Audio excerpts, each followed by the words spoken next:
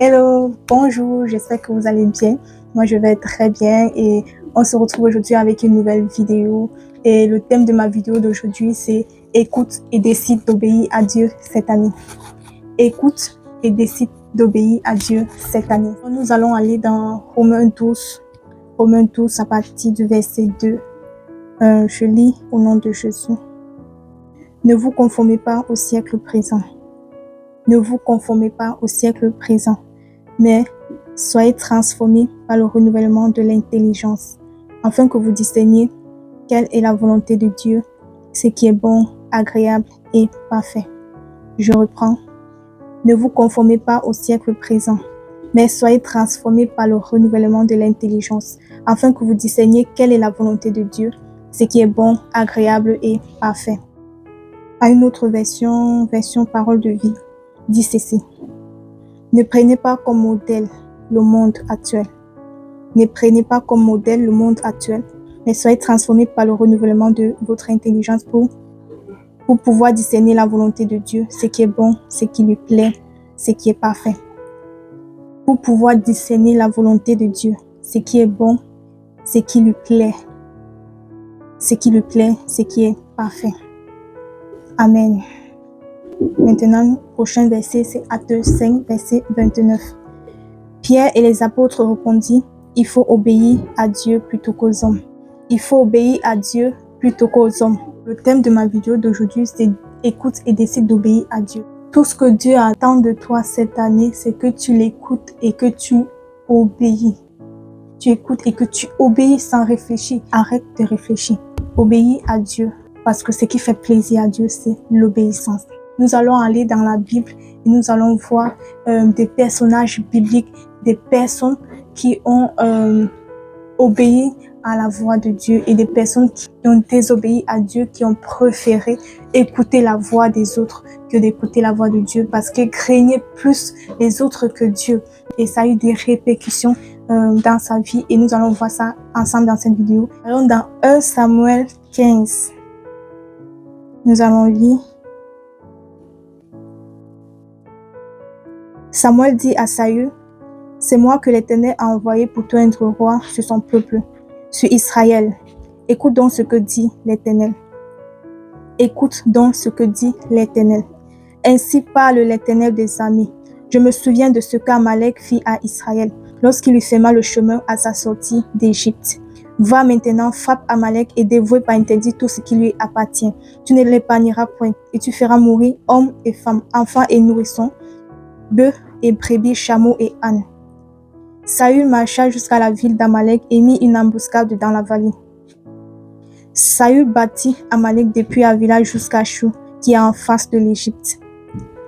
Il prit vivant Agag, roi d'Amalek, et dévoua par interdit tout le peuple en le passant au fil de l'épée. Mais Saül et le peuple épargnaient Agag et les meilleurs brebis, les meilleurs bœufs, les meilleures bêtes de la seconde portée, les agneaux gras et tout ce qu'il y avait de bon. Il ne voulut pas le dévouer par interdit, et il dévouait seulement tout ce qui était méprisable et chétif. L'Éternel adressa la parole à Samuel et lui dit, « Je me repens d'avoir établi Saül pour roi, car il se détourne de moi. Il n'observe point mes paroles. » Samuel fut irrité et il cria à l'Éternel toute la nuit. Samuel se rendit auprès de Saül, et Saül lui dit, « Sois béni de l'Éternel.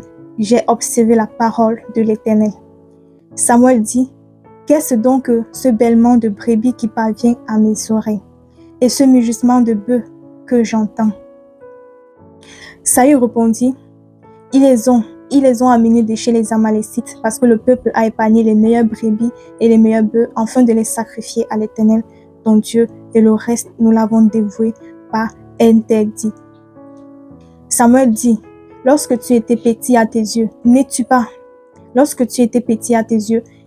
devenu le chef des tribus d'Israël? Et l'Éternel n'a-t-il pas oint pour que tu sois roi sur Israël? L'Éternel t'avait fait partie en disant, va et dévoue par interdit ces pécheurs, les Amalécites. Tu leur feras la guerre jusqu'à ce que tu les aies exterminés. Pourquoi n'as-tu pas écouté la voix de l'Éternel? Pourquoi t'es-tu jeté sur le butin et as-tu fait ce qui est mal aux yeux de l'Éternel? Saül répondit à Samuel, j'ai bien écouté la voix de l'Éternel et j'ai suivi le chemin par lequel m'a envoyé l'Éternel. J'ai amené Agag, roi d'Amalek, et j'ai dévoué par interdit les Amalécites. Mais le peuple a pris sous le butin des brebis et des bœufs, comme prémisse de ce qui devait être dévoué, afin de les sacrifier à l'Éternel, ton Dieu, à Gilgal. Samuel dit, l'Éternel trouve-t-il du plaisir dans les holocaustes et les sacrifices, comme dans l'obéissance à la voix de l'Éternel? Voici, l'obéissance vaut mieux que les sacrifices et l'observation de sa parole vaut mieux que la graisse des béliers. Car la désobéissance est aussi coupable que la divination et la résistance ne l'est pas moins que l'idolâtrie et les téraphins.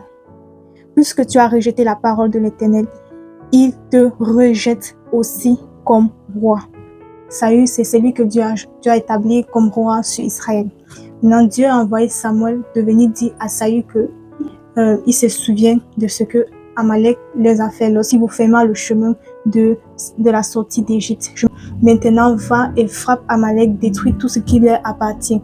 Tu ne l'épargneras point. Tu ne l'épargneras point. Donc, tu ne l'épargneras point. Et tu feras mourir hommes et femmes, enfants et nourrissons, bœufs et brebis, chameaux et ânes. Donc, tu feras mourir tout le monde. Tu n'épargneras personne quand tu iras pour combattre avec eux. Tu n'épargneras personne. C'est l'ordre que Dieu a donné à Saül. Le verset 9 dit ceci. Mais Saül et le peuple épargnaient Agag. Saül et le peuple épargnaient Agag et les meilleures brebis, les meilleurs bœufs, les meilleures bêtes de la seconde portée, les agneaux gras et tout ce qu'il y avait de bon. Il ne voulut pas le dévouer par interdit. Il ne voulut pas les détruire. Et il dévouait seulement ce qui était méprisable et chétif. Donc la Bible dit ici là que Saül et le peuple a épargné le roi d'Amalek et ils ont épargné les meilleurs brebis, les meilleurs bœufs, les meilleures bêtes et les meilleurs agneaux. Donc tout ce qu'il y avait de bon, ils ont épargné. Mais ils ont détruit tout ce qui était méprisable, tout ce qui était mauvais, ils ont détruit, mais ils ont gardé tout ce qui était bon. Verset 10 dit ceci, l'Éternel adressa la parole à Samuel et lui dit, je me repens d'avoir établi Saül pour moi, car il se détourne de moi. Il n'observe point mes paroles. Samuel fut irrité, il cria à l'Éternel toute la nuit. Samuel s'est rendu auprès de Saül et Saül lui dit, sois béni de l'Éternel, j'ai observé la parole de l'Éternel. Samuel dit, mais qu'est-ce donc que ce bêlement de brebis qui parvient à mes oreilles et ce mugissement de bœufs que j'entends? Saül répondit, ils les ont amenés de chez les Amalécites parce que le peuple a épargné les meilleurs brebis et les meilleurs bœufs afin de les sacrifier à l'Éternel, ton Dieu. Et le reste, nous l'avons dévoué par interdit. Et Samuel dit à Saül que lorsque tu étais petit, tu es devenu roi sur Israël. Dieu t'a un roi sur Israël depuis que tu es petit. Donc, afin que c'est toi qui établis les autres, afin que tu donnes les autres au peuple d'Israël. C'est pas au peuple d'Israël de décider ce qu'ils allaient faire, parce que le peuple d'Israël ont décidé d'épargner les meilleurs brebis afin de les offrir en sacrifice. Et pourtant, c'est Saül qui est le roi. C'est Saül le roi à qui Dieu a donné l'ordre de tout détruire, qui devait s'imposer et donner cet ordre-là de tout détruire et de ne rien épargner, mais il les a laissés faire.